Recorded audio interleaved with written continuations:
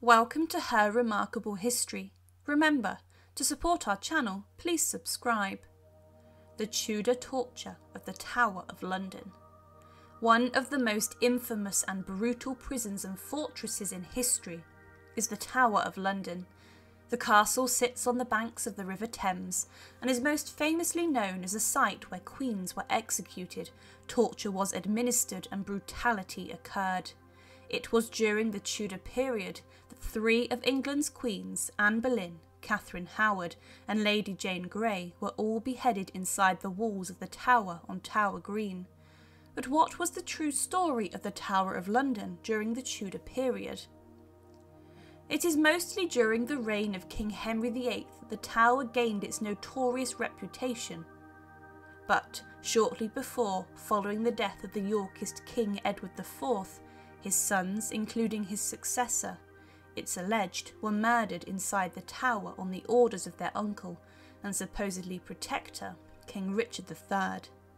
At this time and throughout the medieval period, the tower had been used as a royal residence, but at the beginning of the Tudor period, it changed purpose rather drastically. When we consider Tudor palaces, we think of the grandeur of buildings such as Hampton Court Palace, but at the start of the Tudor era, the Tower of London became more of an armoury. It was a place where arms and ammunition were stored, and also where prisoners of the King and Queen were kept inside. Henry VII stayed at the Tower a few times during his reign, and the yeoman warders, the beefeaters that still today work there, have been used as royal bodyguards since at least the year of Henry VIII's crowning. But during the reign of King Henry VIII, the tower needed strengthening and repairing, and the king ordered Thomas Cromwell to carry out a number of works on the defences. Cromwell spent thousands doing this, and he brought the castle up to the standard of the European fortresses. But some areas were still left in decay. During the 16th century, the tower became known for being a terrible and horrific prison, a sharp departure from its previous use as a royal castle. Prisoners could have their lives made easier if they were richer, by buying privileges off the lieutenant of the tower, but during the Tudor period there was a significant amount of more sadistic accounts emerging from the tower. During the reign of King Henry VIII, many people were kept inside the Tower of London to await their executions. Those prisoners deemed to have been very high profile waited their final days at the tower before they were taken out of the walls to be executed up on Tower Hill, a short walk north of the tower's gates. Thomas Cromwell, for example, the former close friend and advisor to the king, who helped to annul the marriage between he and Anne Boleyn, was kept here before he was then taken to Tower Hill and beheaded. But it's most probable that the tower's reputation came from the horrific executions that took place inside the walls, especially those of Anne Boleyn and Catherine Howard, two of Henry VIII's wives. Anne Boleyn, in particular, is seen as a victim in modern times, on the lies of Cromwell, who needed a way to get the king out of his marriage, to Anne so that he could marry Jane Seymour. She was beheaded by a swordsman on Tower Green, but also Catherine Howard, who was spared no such allowances, being beheaded by axe, was executed also on the area outside the Tower's chapel. In fact, two of Henry's queens to this day remain inside the chapel, having been buried in the chapel of St. Peter ad Vincula after their executions. They would later be joined by another queen, Lady Jane Grey, who during the reign of Mary I was beheaded on the same site. During the reign of King Henry VIII, torture was used to try and obtain a confession from suspected criminals. The Scavenger's daughter was a device designed by Sir Leonard Skeffington, who was the lieutenant of the Tower during Henry's reign. This was a device which compressed the body and was used as a complement to the rack, the horrific device used to stretch the body. During Henry's reign, the rack was used a number of times, and it was said that the mere sight of the structure would be enough to force prisoners to confess to crimes. The rack was used a number of times, but was barbarically used during Henry's reign against a woman. The only woman who it's documented was tortured on the rack. Anne Askew was accused of committing religious crimes, and in an attempt to get her to implicate other strong radical Protestants, including its rumoured Henry's sixth wife, Catherine Parr, Anne Askew was so brutally racked that when she arrived at her execution, to be burnt at the stake, her limbs were still dislocated, and she could not walk and was carried to the stake on a chair before she was burned. The rack was used sparingly, and not as often as some people may consider during the Tudor period, but torture devices such as the Manacles were often used more.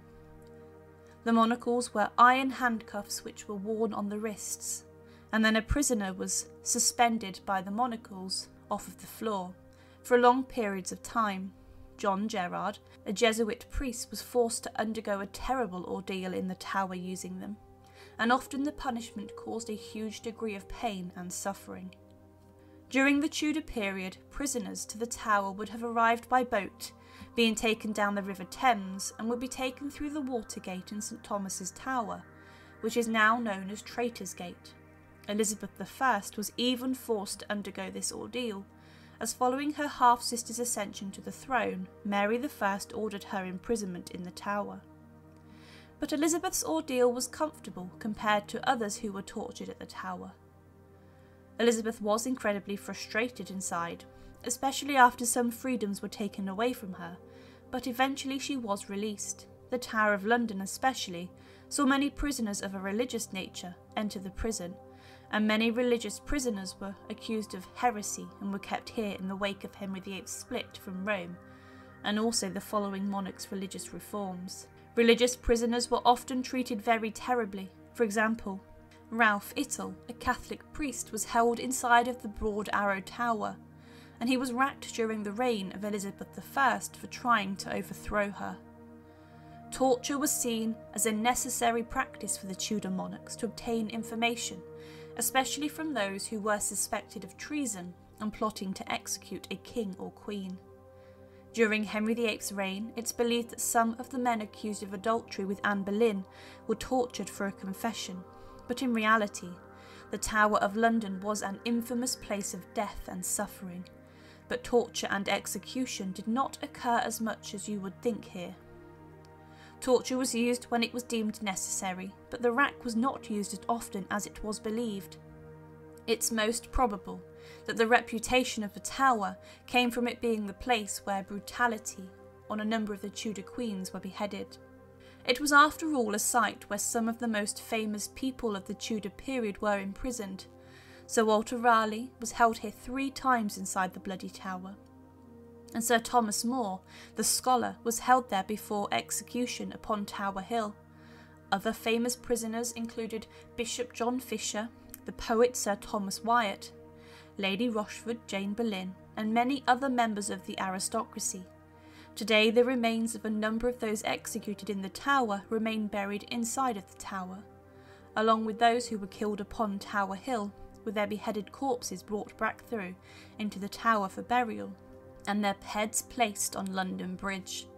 So during the Tudor period, it's believed that torture was a daily occurrence at the Tower of London, but this really wasn't the case. It was used sparingly, and only when information was needed to be extracted. The same goes for the executions at the Tower, as those who were beheaded inside the Tower were those of very noble birth, and this had to be passed off by the reigning monarch. But it was during the Tudor period, and because of the tortures of those such as Anne Askew and John Gerard, that the Tower of London today is still considered a site of much suffering. Thank you for watching, and to support, please subscribe to Her Remarkable History. Thank you.